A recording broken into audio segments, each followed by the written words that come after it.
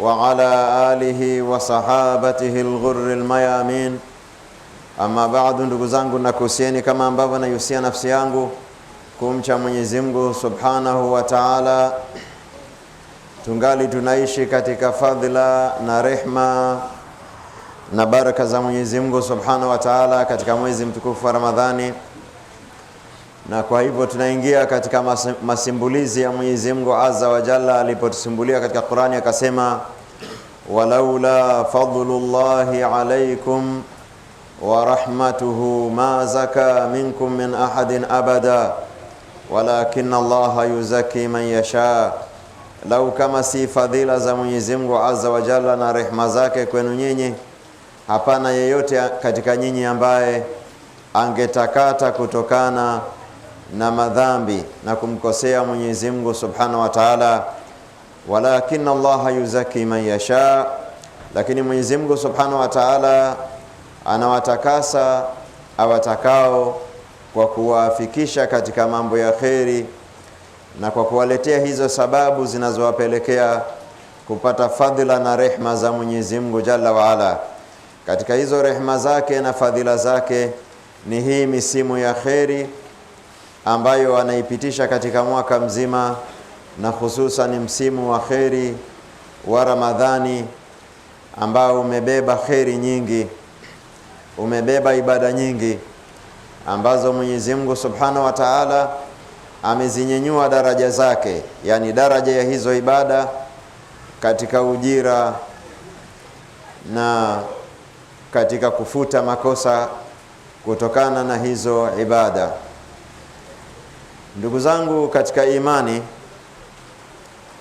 tunaelekea katika 10 la mwisho. Tutazungumza na tutakumbusha juu ya masala haya, lakini masala haya yanatanguliwa na masala mengine ambayo Mwenyezi Mungu Azza wa Jalla katika Qur'ani ameyafungamanisha na maudhui ya Ramadhani au maudhui ya funga. Katikati ya aya za saum, Mwenyezi Mungu Azza wa Jalla alizungumza masala ya dua, akasema, wa idha sa'alaka ibadi anni fa inni qaribun ujibu da'wata ad-da'i idha da'ani. Watakapokuuliza waja wangu kuhusu mimi, basi mimi niko karibu, hujibu maombi ya waombaji. Idha da'ani, pale watakaponiomba. Ndio maana dua ina sharti la mtu aseme shida yake, asiseme tu Mwenyezi Mungu Azza wa Jalla anajua hali yangu, kwa sababu amesema idha da'ani, pale atakaponiomba. Falyastajibu li waliyu'minu bi la'allahum yarshudun, basi na waniitikie na waniamini, kwa hakika wataongozwa ama wataafikishwa katika miongozo ya kheri. Ulama wametafsiri kwamba Allah Subhanahu wa Ta'ala ametoa ahadi ya kuwaongoza katika mapito ya maslahi kwa dini yao na dunia yao, katika tamko la la'allahum yarshudun. Ar-rushdu ni neno linalotokana na uongofu, kupatia njia ya sawa. Kwa hivyo Mwenyezi Mungu Azza wa Jalla ametaja katika aya hii kwamba dua ni sababu ya waja kuwafikishwa katika mambo ya kheri, kheri ya dunia na kheri ya akhira. Na kwa bahati mbaya wengi katika watu wanadhani, na hii ni kinyume na imani, kwamba wanaweza kusurvive, wanaweza kusonga mbele, wanaweza kufanikisha mambo yao kwa juhudi na kuweka mipango sawa bila ya taufiki ya Mwenyezi Mungu Azza wa Jalla.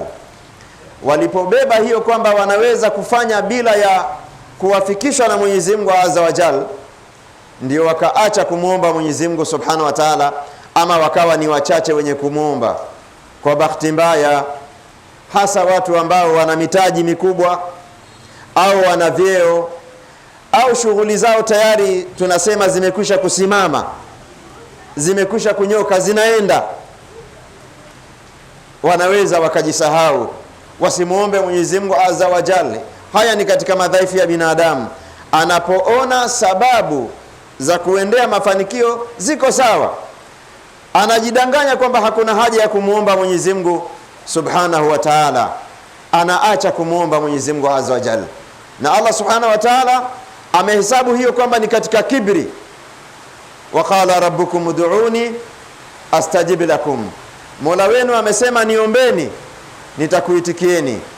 Innal ladhina yastakbiruna an ibadati, hakika wale wanaotakabari wakaacha ibada yangu. Yani kasema moja kwa moja, mtu ambaye hana tabia ya kuomba dua, huyo ana kibri, ana kujisikia, ana kujiona, anajitosheleza, hana haja na Mola wake. Kwa hivyo kutakabari ni kujipa ukubwa ambao haunao. Anaona anaweza kufanikisha mambo yake bila Mwenyezi Mungu Azza wa Jalla. Kwa hivyo moja kwa moja asiyekuwa na tabia na kawaida ya kumuomba Mwenyezi Mungu Azza wa Jalla kwa ulimi au kwa moyo wake, manake kwa uchache ilikuwa mtu hata kama kuomba kwa ulimi, basi awe amebeba katika moyo wake kwamba kwenye jambo hili na muhitajia Mwenyezi Mungu Azza wa Jalla ili liweze kufanikiwa. Ikiwa mtu hamuombi Mwenyezi Mungu Azza wa Jalla kwa ukamilifu kwa ulimi wake na moyo wake, au kwa uchache kwa moyo wake, Mwenyezi Mungu Azza wa Jalla amemweka katika fungu la watu ambao wanatakabara. Kwa maana hii basi, dua ni ibada, sio tu kuwa ni njia ya mja kumuomba Mwenyezi Mungu Azza wa Jalla haja zake, bali ni ibada na ni ya wajib. Na Mwenyezi Mungu Azza wa Jalla akatoa makemeo makali kwa wale ambao hawamuombi, akasema hakika wale wanaotakabari wakaacha ibada yangu, akaita dua ni ibada. Sayadkhuluna jahannama dakhirin, wataingia katika moto wa jahannam katika hali ya kudhalilika. Kwa nini katika hali ya kudhalilika? Kwa sababu malipo ya mutakabbir ambaye amejifanya ni mkubwa ni kudogeshwa.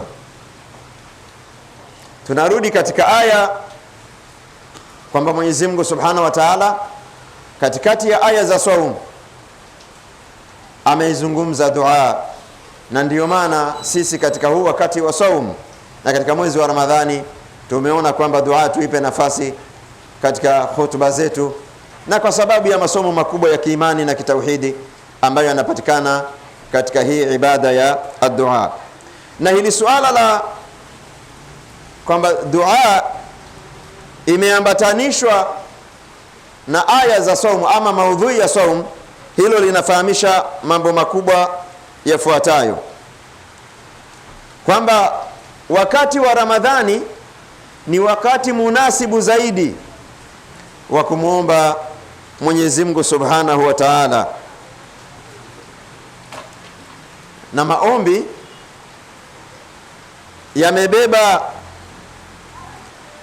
kumwabudu Mwenyezi Mungu Azza wa Jalla kwa dua namba moja. Namba mbili, ibada ya arraja, matumaini, kwa sababu anayemwomba Mwenyezi Mungu Azza wa Jalla anakuwa na matumaini.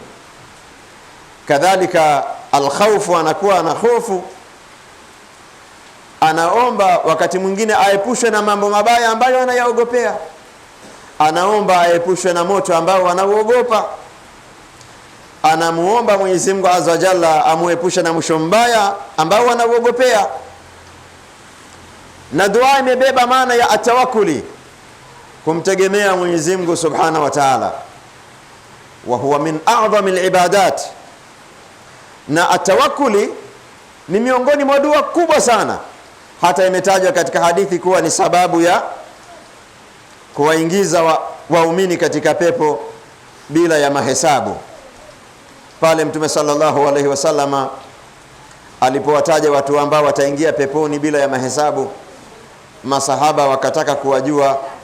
Mtume sallallahu alaihi wasallam akataja sababu kadhaa, kisha akajumuisha hizo sababu akasema, wa ala rabbihim yatawakkalun, wao ni wenye kumtegemea Mwenyezi Mungu Subhanahu wa Ta'ala. Na ndani yake kuna atadhallul, kuna kujidhalilisha kwa Mwenyezi Mungu Azza wa Jalla, na hicho ni kiini cha ibada. Kujidhalilisha ni kiini cha ibada. Ndio maana ambaye anaabudu katika swala yatakikana hata mtu akimwangalia awe ana muonekano wa atadhalluli lillahi ta'ala, ana muonekano wa kujidhalilisha na kujidogesha kwa Mwenyezi Mungu subhanahu wa ta'ala. Hata mtu ambaye hajui kwamba wewe unaswali, lakini akikuangalia anaona yule mtu ananyenyekea. Waqumu lillahi qanitin, simameni kwa Mwenyezi Mungu azza wa jalla katika hali ya kunyenyekea na kujidhalilisha. Na hiyo maana inapatikana katika ad-du'a wa ta'dhim, na dua imebeba kumwadhimisha Mwenyezi Mungu azza wa jalla, kwa sababu mja anamuomba Mwenyezi Mungu azza wa jalla mambo ambayo yamemshinda na yamewashinda watu, lakini anaamini kwamba Allah anayaweza.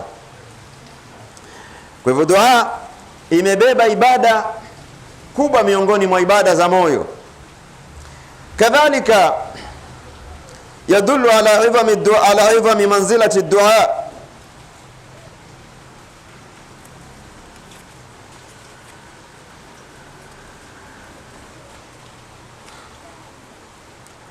kadhalika yadullu ala idhami manzilati ad-du'a, inafahamisha juu ya manzila ya dua fi maqami al-ubudiyya, katika anga za ibada. Katika yanayofahamisha kwamba dua ni ibada kubwa ni kutajwa kwake pamoja na ibada ya siyam. Unajua Mwenyezi Mungu azza wa jalla huwa anazitaja ibada katika magroup, zile ibada ambazo renki yake ni moja, kama ambavyo hufanya hivyo anapotaja makosa. Kwa hivyo alipoizungumza saum, alipoizungumza dua pamoja na saumu ambayo ni nguzo ya dini, hiyo ilikuwa inafahamisha juu ya ukubwa wa ibada hii ya dua. Kadhalika kutaja dua pamoja na saum inaashiria kwamba yatakikana kwa mja amuombe Mwenyezi Mungu azza wa jalla amkubalie ibada yake ya saum wakati huu na baada ya saum na baada ya Ramadhani, kama ilivyokuwa ada ya salafu salih, wakimuomba Mwenyezi Mungu azza wa jalla awakubalie Ramadhani iliyopita, miezi 6 mbele, kwa sababu Ramadhani imebeba mambo mengi. Lau kama Allah atakupokea, atakuingiza peponi kwa mambo hayo na atakuepusha na moto. Kwa hivyo yatakikana muumini amuombe Mwenyezi Mungu azza wa jalla amkubalie funga yake pamoja na ibada kubwa ambazo zimetuka katika mwezi mtukufu wa Ramadhani: tarawehe, kusoma Qur'ani, kusikiliza Qur'ani katika sala, kutoa sadaka, kumdhukuru Mwenyezi Mungu azza wa jalla, dua na istighfari na nyingine katika ibada ambazo zimeashiriwa na kupewa kipaumbele katika mwezi mtukufu wa Ramadhani. Na miongoni mwa yanayoashiria kwamba dua ni ibada kubwa ni kuwa ndiyo ibada ya mwanzo imetajwa mwanzo kabisa katika maneno ya Qur'ani. Imekuja katika al-basmala, yani ukifungua Qur'ani, mwanzo wa Qur'ani na mwanzo wa hiyo sura ambayo ni tukufu kuliko sura zote katika Qur'ani, imetangulia bismillahir rahmanir rahim. Na hiyo ina maana ya ninamuomba Mwenyezi Mungu azza wa jalla msaada, mwingi wa rehema, mwenye kurehemu. Kwa hivyo al-basmala ni dua ndio ibada ya kwanza imetajwa katika Qur'ani, ambacho ni kitabu adhim, na hii ni kutokana na athari yake kubwa katika masala ya imani. Kadhalika katika mambo yanayofahamisha juu ya kwamba dua ni jambo kubwa katika Uislamu ni kwa kuwa inabeba maana za tauhid. Unajua ibada ya tauhidi ni ibada ya juu kabisa, na huwezi kutenganisha kati ya tauhidi na dua na zile maana zinazopatikana katika ad-dua. Al-khawf, kumwogopa Mwenyezi Mungu azza wa jalla, kumtumaini, kumwadhimisha, kumtawakali. Hizo maana ni maana za kitauhidi. Kwa hivyo sio ajabu kwamba dua imetajwa ya mwanzo katika Qur'ani, kwa sababu imebeba maana za tauhidi. Mtu ambaye anamuomba Mwenyezi Mungu azza wa jalla hawezi kuwa anategemea hirizi. Hawezi kuwa ni mtu ana ada ya kumuomba Mwenyezi Mungu azza wa jalla alafu anapokuwa na mambo anakimbilia kwa waganga. Ukimwona mtu ni mwenye kukithirisha dua, mdhanie kwamba ni mtu wa tauhidi na kwamba ameepukana na kumshirikisha Mwenyezi Mungu Azza wa Jalla. Na miongoni mwa mambo yanayofahamisha juu ya uzito wa ibada ya dua ni kwamba mwanadamu hawezi kufanikiwa katika mambo yake bila ya dua au moja katika yale yaliyobebwa na dua. Wa hadha qat'an, na hii si jambo la huenda, bali ni jambo la kukata kwa mujibu wa mafundisho ya Qur'ani. Anasema Mtume sallallahu alayhi wasallama, kullu amrin la yubda'u bi bismillahi fahuwa abtar ay aqta, kila jambo ambalo halianzi kwa, akataja hili tamko la bismillahi, alikuwa anamaanisha hiyo maana iliyobebwa katika bismillah ambayo ni dua, kumtegemea Mwenyezi Mungu Azza wa Jalla na kumtumaini. Kama mtu anafanya jambo lolote hajamuomba Mwenyezi Mungu kwa ulimi wake au hajamtegemea, hapa nataja ile ni content ya bismillah, au hajamtegemea, hajaanza jambo lake akiwa amebeba zile maana zilizoko katika bismillah ambayo ni kumuomba Mwenyezi Mungu Azza wa Jalla na kumtawakali, yani kumtegemea na kumtumaini, basi jambo lake hata likifanikiwa litakuwa lina mwisho, halitakuwa na hatima njema, kama alivyosema Mtume Muhammad sallallahu alaihi wasallam, kullu amrin la yubda'u bi bismillah fahuwa abtar, kila jambo ambalo mwanadamu analianza bila ya bismillah, jambo hilo ni lenye kukatika. Na Allah ameashiria katika aya hii iliyoko katika aya za saum, akasema falyastajibu li waliyu'minu bi la'allahum yarshudun, wakiwa wataniitikia na wataniamini, kwa hakika watatengenekewa mambo yao.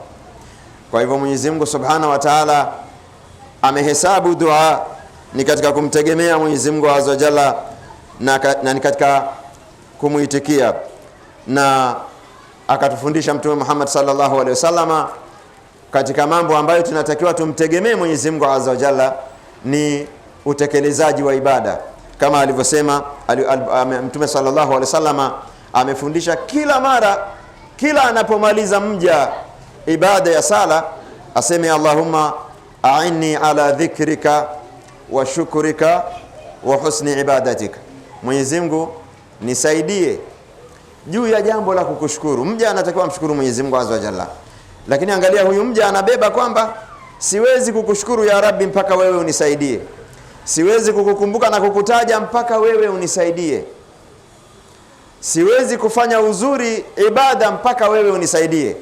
Allahumma a'inni ala dhikrika wa shukrika wa husni ibadatika. Kadhalika ulama wakasema katika kauli ya Mwenyezi Mungu Azza wa Jalla, iyyaka na'budu wa iyyaka nasta'in, wewe tu tunakuabudu, kisha wewe tu tunakutaka msaada. Kwa nini hili neno tunakutaka msaada limeambatana na tunakuabudu? Wakasema kwa sababu mja hatomwabudu Mwenyezi Mungu Azza wa Jalla, hatopata taufiki isipokuwa kwa msaada wa Mwenyezi Mungu Subhanahu wa Ta'ala. Aqulu qawli hadha wa astaghfirullaha li wa lakum wa lisairil mu'minina wal mu'minati fastaghfiruhu innahu huwal ghafurur rahim wa huwal barrul karim wa ad'uhu antum muqinuna bil ijaba.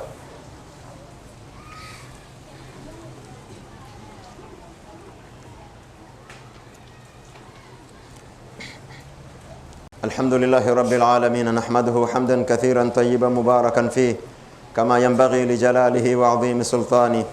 نشهد أن لا إله إلا الله وحده لا شريك له، ونشهد أن محمدا عبده ورسوله صلى الله عليه وعلى آله وصحابته الغر الميامين. Miongoni mwa mambo yanayofahamisha kwamba Muislamu anatakiwa awe ni mtu wa dua, awe ni mtu wa maombi, ni ukisoma katika Qur'ani utakuta Mwenyezi Mungu Azza wa Jalla amewasifu waja wema kama manabii, akiwasifu kwamba walikuwa ni wenye kumuomba Mwenyezi Mungu Subhanahu wa Ta'ala. Katika hao ni Ayubu alayhi wa ala nabiyina afdhalus salatu wassalam. Wa Ayuba idh nada rabbahu anni massani ad-dhurru wa anta arhamur rahimin. Na Ayubu, kumbuka alipomuomba Mola wake, alipomuita Mola wake kwamba mimi nimepatwa na madhara na wewe ya Rabbi ni mwenye huruma kuliko wote. Kadhalika nabii Zakaria, wa Zakaria idh nada rabbahu rabbi la tadharni fardan wa anta khairul warithin, alimuomba Mola wake kwamba Bwana wangu usiniache nikiwa mpweke, nijalie mtoto ambaye atanirithi. Mwenyezi Mungu Subhanahu wa Ta'ala naye akamjibu dua yake. Kadhalika akamtaja Yunus alipoomba dua kwa njia ya istighfar, wa dhannuni idh dhahaba mughadiban fadhanna an lan naqdir alayhi fanada fi dhulumat, akamuomba Mwenyezi Mungu Azza wa Jalla katika giza, an la ilaha illa anta subhanaka inni kuntu minadh dhalimin fastajabna la, tukamuitikia. Na Mwenyezi Mungu Azza wa Jalla akasema, falaula annahu kana minal musabbihin la labitha fi batnihi ila yawmi yub'athun, lau kama asingelimuomba Mwenyezi Mungu Azza wa Jalla kwa njia ya athana na uradi na kumtaka tauba, mpaka leo angelikuwa katika tumbo la samaki. Na kadhalika Mwenyezi Mungu Azza wa Jalla akamtaja Ibrahim alayhi wa ala nabiyina afdhalu salatu wa salam kwa kumsifu katika ibada ya dua, akasema inna Ibrahima kana ummatan qanita, hakika Ibrahim ni sawa na kundi kubwa la watu, alikuwa ni umma mwenye kumnyenyekea Mwenyezi Mungu Subhanahu wa Ta'ala. Wametafsiri wanachuoni ummatan qanitan, mnyenyekevu, yani mnyenyekevu kwa kumwomba Mwenyezi Mungu Azza wa Jalla. Kwa hivyo mwenye kumwomba Mwenyezi Mungu Azza wa Jalla anasifika na sifa ya unyenyekevu, na Mtume sallallahu alaihi wasallama ndio bwana wao katika dua. Alimuomba Mwenyezi Mungu Azza wa Jalla katika vita vya Badr, akanyosha mikono yake akainyenyua sana na akanyenyua uso wake mpaka ile ridaa yake, ile shuka ambayo amejifunika katika mabega ikadondoka chini, lakini hakuiokota, akawa anaendelea kumuomba Mwenyezi Mungu Subhanahu wa Ta'ala. Akaja Abu Bakar akairudisha katika mabega yake, akamwambia kafa ya nabii Allah munashadataka li rabbika, inatosha ewe ya Rasulullah, vile ambavyo unamlilia na kumuomba Mola wako atakujibu. Abu Bakar alayhi salatu wasalam akamkumbatia Mtume Muhammad sallallahu alayhi wasallama kwa nyuma, na Mwenyezi Mungu Azza wa Jalla akalitaja hilo tukio kwamba alimjibu Mtume Muhammad sallallahu alayhi wasallama, idh tastaghithuna rabbakum fastajaba lakum anni mumiddukum bi alfin min almalaikati murdifin, pale mlipomwomba Mwenyezi Mungu Azza wa Jalla akakuitikieni.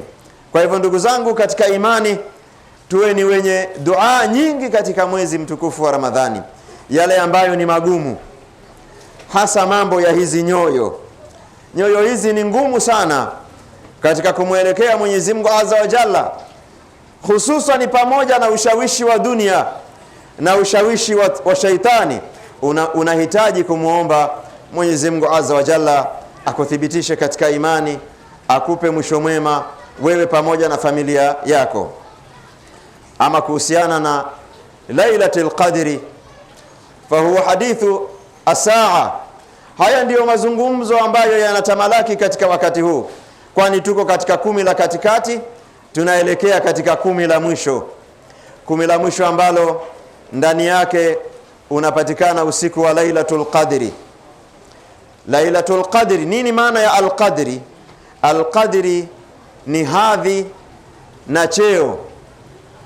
Kwa hivyo Lailatul Qadri, usiku huu Mwenyezi Mungu Azza wa Jalla ameuita ni usiku wenye hadhi na cheo. Katika aya nyingine akasema laila mubaraka inna anzalnahu fi lailatin mubaraka, hakika tumeiteremsha Qur'ani katika usiku wenye baraka. Kwa hivyo katumia maneno mawili ama matamshi mawili katika kuelezea cheo cha Lailatul Qadri. Akasema ni usiku wenye cheo na akasema ni usiku wenye baraka, na hii inaashiria juu ya utukufu wa wakati huu. Na hili neno baraka, ndugu zangu katika imani, ni neno ambalo linampa matumaini Muislamu kwamba akiusibu usiku wa Lailatul Qadri atapata kheri ambazo hazitakatika katika maisha yake, na hii inaashiria kwamba atapata mwisho mwema, kwa sababu baraka ni kheri nyingi ghairi almunqati, ambazo si zenye kukatika. Kama ni nyingi zinaisha haziitwi ni baraka, kama ni endelevu ni chache haziitwi ni zenye baraka. Kwa hivyo inatarajiwa kwa yule ambaye atamwabudu Mwenyezi Mungu Azza wa Jalla katika usiku wa Lailatul Qadr an yas'ada fala yashqa ba'dahu abadan, kwamba ataandikwa ni katika wema na Allah atamuongoza hivyo, hatakuwa katika waovu abadan, mpaka hatimaye atapata mwisho mwema. Mwenyezi Mungu Azza wa Jalla akataja katika lugha ya jumla akasema Lailatul Qadri khairun min alfi shahr, usiku wa Lailatul Qadri ni bora kuliko, sio kama miezi 1000, kuliko miezi 1000. Na miezi 1000 ukigawa kwa 12, yani kwa miezi 12 ni zaidi ya miaka 83 na Allah hakusema ni miaka 83. Lailatul Qadri ni zaidi ya miaka, na hilo neno zaidi Mwenyezi Mungu Azza wa Jalla hakulilimiti, na hivyo ndivyo zilivyo thawabu zake na muamala wa Mwenyezi Mungu Azza wa Jalla katika kumpa mja wake kheri, hakuna limitation. Lailatul Qadri khairun min alfi shahr, Lailatul Qadri ni bora kuliko miezi 1000. Yani ambaye atamwabudu Mwenyezi Mungu Azza wa Jalla katika Lailatul Qadri atakuwa atahesabiwa amemwabudu Mwenyezi Mungu Azza wa Jalla muda wote bila ya kupumzika. Sio miezi 1000 iliyochanganyika na harakati za dunia. Miezi 1000 huyo mtu anaabudu Mwenyezi Mungu Azza wa Jalla usiku na mchana. Ayu fadlin hadha wa ayu rahmatin wa barakatin hadhihi, ni khairi zilizoje ambazo Mwenyezi Mungu Subhanahu wa Ta'ala amewapendelea umma wa Muhammad sallallahu alaihi wasallama. Na ni jambo baya ikiwa Mwenyezi Mungu Azza wa Jalla anakunyoshea mkono, anakupa rahma na baraka zake na khairi zake na msamaha wake, alafu ikawa mwanadamu huyu amepuuza, akiwa amelala mtu katika haya mausiku ambayo inapatikana Lailatul Qadri. Nini tafsiri yake? Je, sio kupuuza ofa ya Mwenyezi Mungu Azza wa Jalla? Je, sio kusema kwamba sina haja na hayo Mola wangu ambayo umenisogezea? Katika hayo Mtume Muhammad sallallahu alaihi wasallam amesema, man qama Lailatul Qadri ghufira lahu ma taqaddama min dhanbi, ambaye atasimama Lailatul Qadri atasamehewa yaliyotangulia katika makosa yake. Kuna hadithi imepokelewa na Muslim kutoka kwa Abi Hurairah radhiyallahu anhu, Mtume sallallahu alaihi wasallam anasema, uritu Lailatul Qadri, mimi nilioneshwa Lailatul Qadri na tarehe yake, yani wakati akiwa amelala. Thumma iqadhani ba'du ahli, kisha baadhi ya wanafamilia wangu wakaniamsha. Fanusituha, nikasahaulishwa hiyo tarehe ya Lailatul Qadri. Katika hii kadhia ya kupoteza usiku wa Lailatul Qadri, Mwenyezi Mungu Azza wa Jalla ni mwenye rehema na anataka watu wapate kheri. Si angepointi huo ni usiku gani ili watu wote wapupie waupate usiku wa Lailatul Qadri. Nikawa nasema huenda ni kheri kusahaulishwa kwake. Nitataja hiyo dhana ya kheri katika kusahaulishwa usiku wa Lailatul Qadri. Mtume sallallahu alaihi wasallam, imepokelewa riwaya inayosema Mtume sallallahu alaihi wasallam anasema, kharajtu li ukhbirakum bi Lailatul Qadri, nilikuwa nimetoka ili nikuambieni Lailatul Qadri ni lini. Fatalaha fulanun wa fulani, fulani na fulani wakateta, yani wakagombana. Farufiat, hilo jambo likaondoshwa katika hiyo kumbukumbu ya Lailatul Qadri. Ni tarehe gani? Mwenyezi Mungu Azza wa Jalla akaiondosha katika kumbukumbu zangu. Wa asa an yakuna khairan lakum, akasema huenda ikawa ni kheri kwenu nyinyi. Anayetafuta Lailatul Qadri katika siku 10 zote, kheri anazozipata taban ni zile kheri ambazo zimesemwa katika mambo ya tarawehe tokea tulipoanza kuzungumzia masala haya. Hiyo namba 1. Namba 2, atafanya ibada wakati wa usiku katika 10 lote la mwisho. Kwa hivyo atakuwa ameupata usiku wa Lailatul Qadri, pamoja na kwamba amefanya ibada katika siku 9 zingine zilizobakia, katika siku 9 ama siku 8. Kwa hivyo angelikuwa ameainishiwa Lailatul Qadri nipi, angelipata Lailatul Qadri tu, lakini asingelipata fadhila ya ibada katika yale mausiku mengine yaliyobakia. Kwa hivyo anayejitahidi atapata Lailatul Qadri. Nasisitiza hili kwa sababu Lailatul Qadri inapatikana kwa kusadifu, kwa kuwafikiana na mja anafanya ibada katika hiyo tarehe ya Lailatul Qadri, sio kwa kuona alama fulani. Kwa hivyo ikawa kama vile watapata Lailatul Qadri kina fulani na kina fulani, bali watu wote ambao wanafanya ibada katika usiku huu wataipata hiyo Lailatul Qadri. Yani sio sharti wao wamejua kwamba unaona nimeona alama ya Lailatul Qadri, bali ukipitikiwa na Lailatul Qadri, ikiwa unamwabudu Mwenyezi Mungu Azza wa Jalla na wewe hujui kwamba hiyo ni tarehe ya Lailatul Qadri, utakuwa umeipata Lailatul Qadri. Jambo lingine ni kwamba kuna uwezekano kwa rehma na fadhila za Mwenyezi Mungu Azza wa Jalla, na hii ndio yani dhana yangu inaangukia kwenye kauli ya Mtume sallallahu alaihi wasallama, la'allahu khairun lakum, huenda kusahaulishwa ni khairi kwenu nyinyi. Mja anapoitafuta Lailatul Qadri tarehe 21, 22, 23 mpaka 29 au mpaka 30. Je, hakuna katika Uislamu au hakuna katika miamala ya Mwenyezi Mungu Azza wa Jalla na waja wake kwamba huwa analipa waja wake kwa mujibu wa nia zao?